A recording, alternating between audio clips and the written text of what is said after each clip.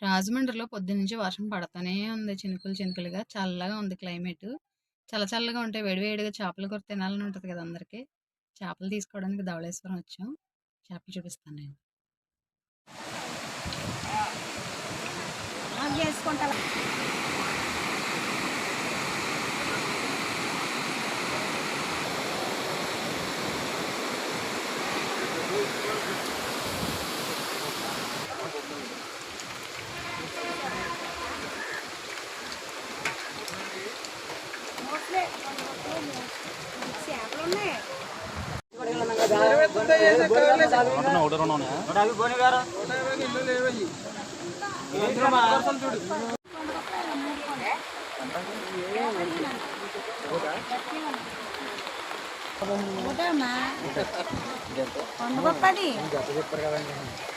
అడగండి చేత